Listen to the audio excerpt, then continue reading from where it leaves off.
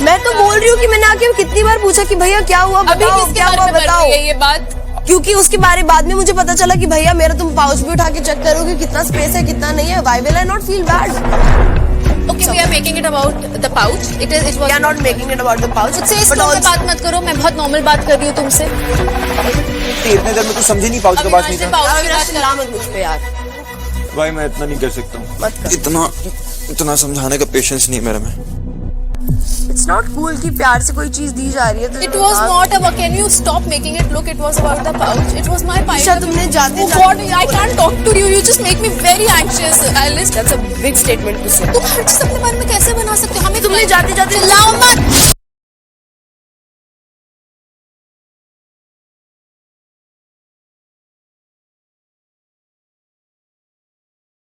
और भाई यहाँ पे ईशा के आ रहे हैं आंसू। देखते हैं ये आंसू हैं या मगरमच्छ के आंसू हैं, ये तो आने वाला समय ही बताएगा।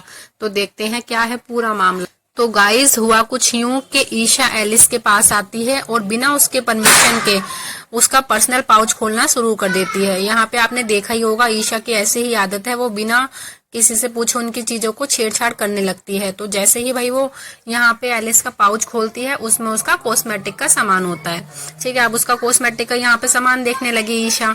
अब सामान तो चलो देखा तो देखा, अब वो एलिस से कहने लगती है अरे तुम्हारा ये जो कॉस्मेटिक का सामान है ये तो बहुत चीप क्वालिटी का है, इसी के कारण ये जो तुम्हारे फेस पे दाने निकल रहे हैं वो इसी के कारण निकल रहे हैं। ठीक है, इसके बाद भैया वो उसमें आग में नमक डालने का काम करती है और एलिस से कहने लगती है कि मेरा कॉस्मेटिक का बहुत सारा सामान है, मेरे पाउच में उसे रखने की जगह ही नहीं है। अगर तुम कहो तो मैं तुम्हारे पाउच में अपना सामान रख दूं क्योंकि मेरा सामान बहुत क्लासिक है। तो अब वो एलिस को यहाँ पे नीचा फील कराती है और उसे ये दिखाना चाहती है कि वो उससे ज्यादा इंडस्ट्री में मतलब बड़ी आर्टिस्ट है। अब भाई कहीं ना कहीं एलिस को ईशा की बात बहुत ज्यादा बुरी लगती है और उसे फील भी होता है। अब वो साफ उससे मना कर देती है कि नहीं मैं अपने पाउच में तुम्हारा सामान रखने नहीं दूंगी।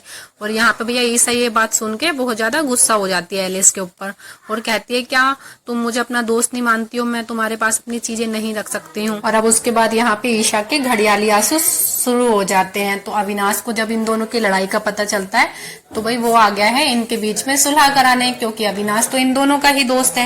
अब वो एलिस से पूछता है तुम क्या बातें कर रही हो पाउच के बारे में। तो यहाँ एलिस अविनाश के ऊपर भी भड़कती हुई नजर आती है और उसे भी चुप करा देती है। यहाँ अविनाश भी एलिस से गुस्सा होकर वहां से चला जाता है। तो गाइज हमें तो लगता है कि कहीं ना कहीं ईशा ऐसे घड़ियाली आंसू बहा के अविनाश की और अदर घर वालों के यहाँ पे सिंपैथी लेना चाहती है, क्योंकि उसको कहीं ना कहीं ऐसा लगता है कि अविनाश इस घर का स्ट्रॉन्ग प्लेयर है और वो उसके साथ रहेगा तो वो भी गेम में आगे तक जा सकती है। तो ये थी मेरी राय, आप अपनी राय जरूर बताइएगा और कमेंट कीजिएगा और वीडियो अच्छी लगे तो एक लाइक कर दीजिएगा और चैनल को सब्सक्राइब करना ना भूलें। Thank you for watching.